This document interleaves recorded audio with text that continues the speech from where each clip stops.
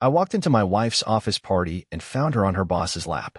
He grinned at me. Leave, you're not man enough for her. My wife sneered. Security, throw him out, and don't bother waiting at home. As his guards moved in, I struck first, dropping the biggest guy before they knew what hit them. I've always considered myself rational, level-headed, the kind of man who handles things quietly and keeps his house in order. Married for 10 years. No kids, though we were trying. I thought we were trying. Maybe I was the only one who meant it. Her name's Natalie. We met in college. She was sharp, driven, the type who made everyone lean in when she spoke. I admired her, still do, in some ways. She made me believe in a version of the future that I hadn't dared to imagine for myself. That version included long nights, lazy Sundays, laughing at stupid TV shows, traveling, growing old side by side. We had all that. Or so I believed. About 6 months ago, things started to change. Nothing dramatic, just quiet, subtle. She started coming home later than usual. Meetings. Networking. The campaign launch is just around the corner, she'd say, brushing me off with a kiss that never quite reached her eyes. She stopped making those little sarcastic jabs that used to crack me up. Novel got sparse, then mechanical, then nothing. Still, I didn't push. I figured stress, burnout, maybe a mid-career reckoning. But in hindsight, that silence was loaded. It was the quiet hum before the explosion. Then came the night I walked into her office party. I wasn't supposed to go. She told me it was just staff, but I'd been nearby after a client dinner ran short and thought I'd swing by to surprise her. The hotel ballroom was buzzing with laughter and expensive cologne. I wasn't even on the guest list, but I told the receptionist I was Natalie's husband, and they waved me in. And there she was, center of the room. In a black cocktail dress I'd never seen before, low cut, hugging every curve like it had been made for seduction. Not for me. She was on his lap. Her boss, Evan Graves, the regional VP.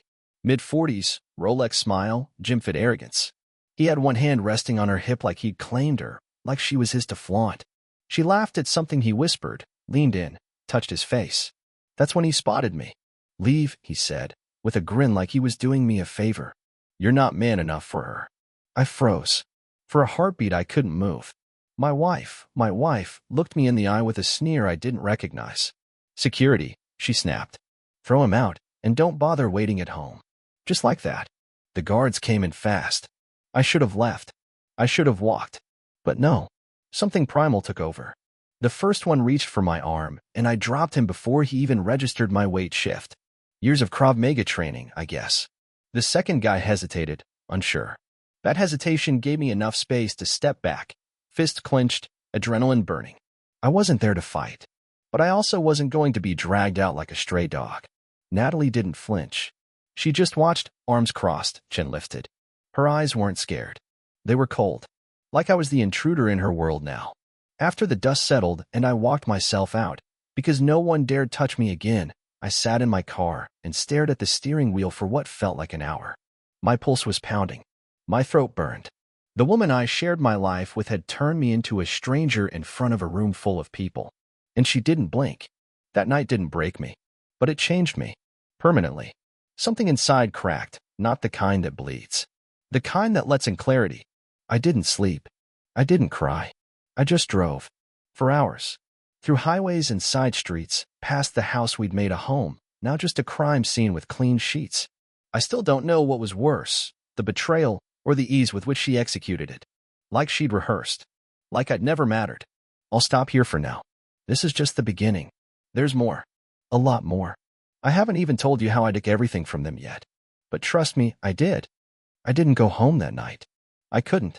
Instead, I parked near the beach and just sat there until dawn. Watching the tide roll in, I felt like I'd been shipwrecked in my own life, washed up, stranded, unrecognizable even to myself. Every word she'd said, every look she'd given him, played on repeat in my head like a horror reel. I wasn't crying. I wasn't shouting. I was calculating. By morning, I knew what I had to do. The first step, control the narrative. I drove to my brother's place. He's a lawyer, family law. I told him everything. I mean everything. From the changes in her behavior to the exact moment she humiliated me at the party. He listened in silence, never once interrupting. When I finished, he leaned back and said, "Then we hit her where it hurts. You want to scorch the earth or play the long game?" "Both," I told him. "See, Natalie didn't just cheat. She didn't just lie. She planned to replace me like an outdated model and mock me while doing it. Evan Graves, the smug, manipulative bastard she was wrapped around, was more than just her boss. He was the gateway to her next move, a promotion, power, and an upgraded social circle that didn't include me. But she underestimated me. They both did. Over the next week, I played my role perfectly. I pretended to be the wounded, confused husband. I texted her, "We need to talk. I'm not ready to throw it all away." She replied quickly, too quickly. "Maybe we rush things. Maybe we should meet and talk calmly." She was hedging her bets. She knew what she'd done was brutal, and if I played my cards right, she'd keep underestimating me. In the meantime, I activated every resource I had. I pulled her financials, our joint accounts, her credit card statements, her work emails from the shared computer. I found a gold mine. There were lavish dinners expensed to the company, sudden cash withdrawals, hotel reservations under aliases. I even found an invoice for a luxury watch purchased at Evan's favorite boutique, with her name as the buyer and his initials engraved on the underside. I compiled everything. My brother helped me secure copies legally, using the fact that we were still legally married and I had shared account access. We called in a digital forensics guy to scrub her devices and extract deleted messages and media. That was when I saw the photos. Her, in lingerie I'd never seen before. Her, in his office. Her, at the company retreat, clearly not alone. It wasn't just betrayal, it was a damn power play. And then, the twist I didn't expect. One of her coworkers, someone I'd barely spoken to, but who knew me from a couple of past events, reached out anonymously. She said, "You don't know me, but you deserve to know the full picture. Natalie's not just cheating. There's talk in the office. Evan's been grooming her for months, and she's using your marriage as a prop." They laugh about it. About how she's playing both sides. That's when the rage settled into something far more useful, clarity. Cold, cutting, and focused. I had a plan now. It wasn't just about divorce. I was going to ruin them both. Natalie had crossed a line that most people never recover from. But she wasn't going to recover at all. The hardest part of executing a good revenge isn't the planning, it's the waiting. After I gathered the evidence, I sat on it for 2 weeks. 2 weeks of sleeping on my brother's couch, of pretending to be working through things with Natalie. She thought I was softening, that I'd swallow my pride, forget the lap sitting, the insults, the public emasculation. She even suggested a weekend getaway. To reset, she said. That trip would have ended with me in handcuffs and her with a black eye if I had agreed. Instead, I nodded, smiled, and said, "Let's do it." But I had other plans. First, I called HR at her company. Not anonymously. No, I wanted them to know exactly who was speaking. "Hi, this is Michael Brenner, husband of Natalie Brenner in marketing. I have something you're going to want to see." I emailed them 3 things. The photos of Natalie and Evan together, clearly in intimate situations at corporate events. The company card statements Natalie used for personal dinners and hotel stays. Screenshots of flirty, and at times explicit, email chains between them, sent on their company accounts. Within 2 hours, I received a call back. A compliance officer. "Thank you, Mr. Brenner. We're opening an investigation immediately. And I advise you not to tell your wife." Wasn't planning to. Meanwhile, I reached out to an old college friend, works in PR damage control. I fed him the story, a married VP sleeping with a subordinate, misusing company funds, in violation of multiple ethics codes. His exact words? "This is career napalm. You sure you want to do this?" I was. Then came the party. A follow-up to the office event, their end-of-quarter celebration. She told me about it like I didn't already know. I smiled, asked if I should come. "You can," she said, trying to sound casual. "But maybe it's better if we just have a quiet night soon. Just us." She didn't want me there. Because Evan would be. And she'd be on his arm again. So I showed up, wearing the same suit I wore to our wedding. I arrived late, just as the speeches were ending, and stood in the back of the room. People noticed. A few whispered. Natalie turned, saw me, and froze mid-laugh. Then Evan spotted me. He whispered something to her, and she gave him a small nod. She walked over, drink in hand, fake smile loaded. "Michael," she said, teeth bared. "This is really not the time." "I know," I said, "but I have something to show you." "Actually, everyone." I tapped the mic from the side stage. People looked up. "I apologize for the interruption," I said, voice calm and clear. "I just want to thank everyone here for supporting my wife during her let's say, growth phase. I especially want to thank Mr. Evan Graves. He blinked. I continued.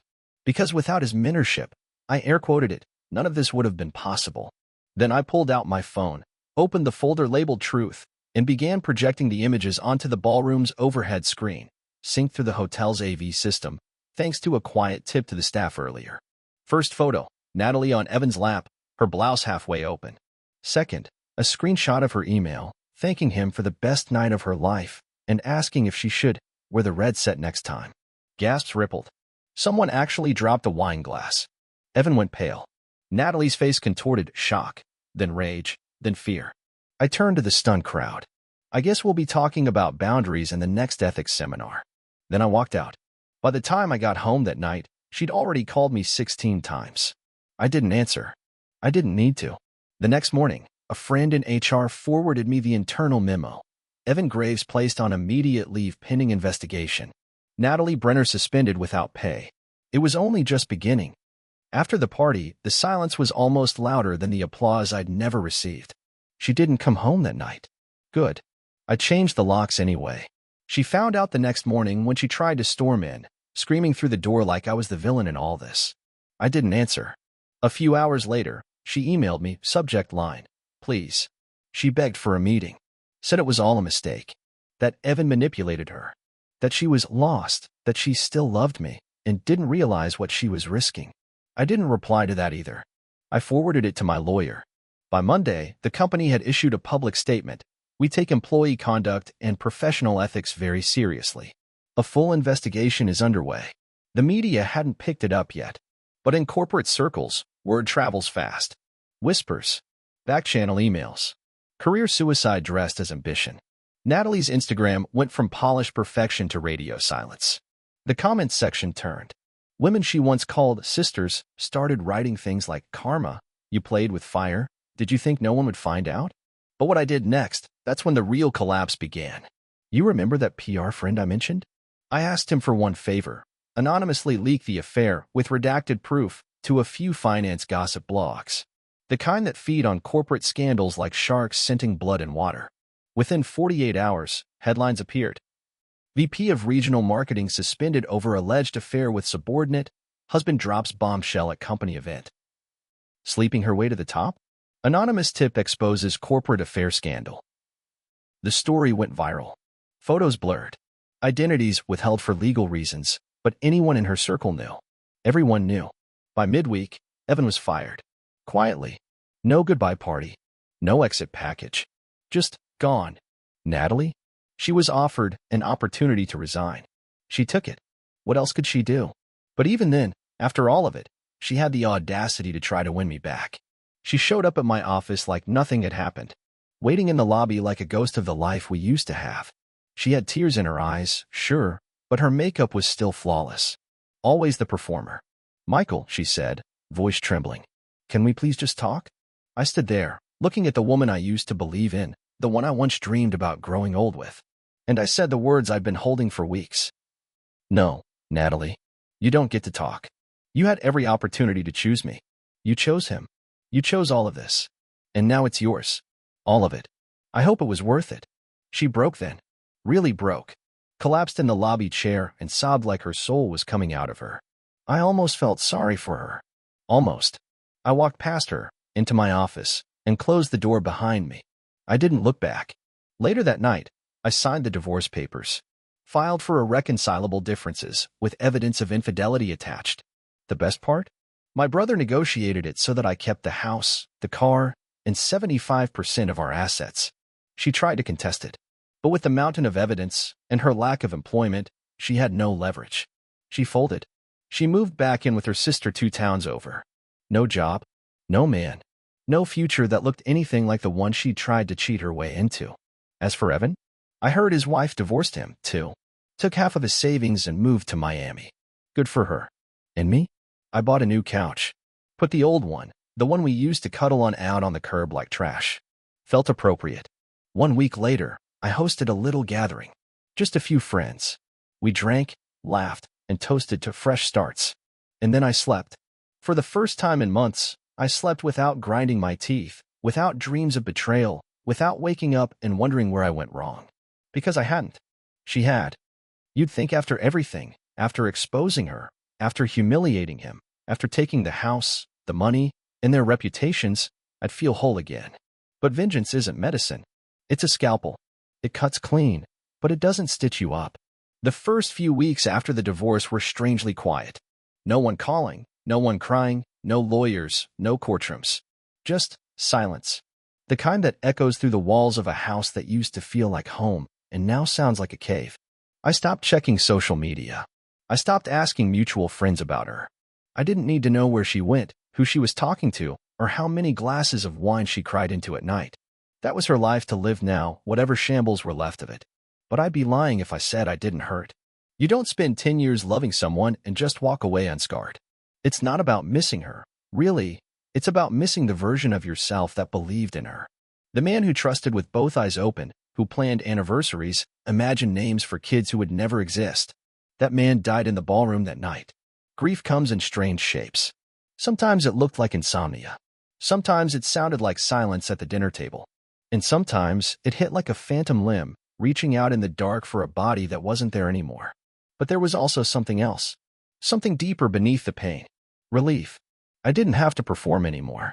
I didn't have to pretend everything was fine while she smiled through lies. No more second-guessing myself, wondering if I was enough. I was finally free of the daily erosion of my self-worth. And with that freedom came clarity. I started rebuilding not just my house, but myself. Every wall I repainted, every drawer I reorganized, felt like pulling weeds from a garden I hadn't tended in years. I started running again, picked up my guitar, even signed up for a woodworking class at the local community center. Anything to remind myself that I existed outside of what she had taken from me. I found therapy, too. Not the lie on the couch and cry type. More like a boxing ring with words. My therapist didn't coddle me. She challenged me, made me admit that for years I had shrunk myself to keep the peace, that I'd seen signs I chose to ignore, that deep down I was more afraid of being alone than being disrespected. That hit hard, but it also woke me up. There's a quote I read once, taped to the gym wall. You didn't come this far to only come this far. I started writing again, just for me. Journals full of raw, angry, healing pages. And eventually, stories. Fiction at first, but always rooted in truth. Always haunted by the echo of betrayal and the quiet power of walking through fire without letting it consume you. One night, I came across a photo of us from years back, on a beach in Mexico. She was laughing. I was holding her hand like I thought I could keep her safe forever. I didn't cry. I didn't smile either. I just nodded, quietly. I forgave myself. Not her. Never her.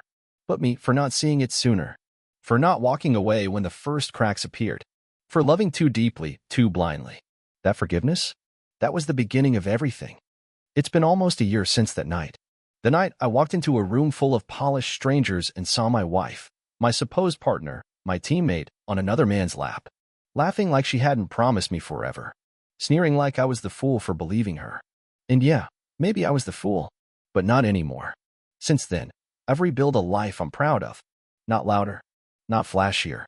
Just mine. Every inch of it. The quiet mornings with black coffee and no one lying beside me, those are mine. The house I gutted and rebuilt from the floorboards up, that's mine. The silence I once feared? It's now a symphony of peace. I didn't move to another city. I didn't vanish or run. I stayed right where she thought I'd be too humiliated to remain. Because I'm not hiding. I've got nothing to be ashamed of. You see, betrayal doesn't define you. It reveals you. And I learned I'm not weak. I'm not bitter. I'm not broken. I'm reforged.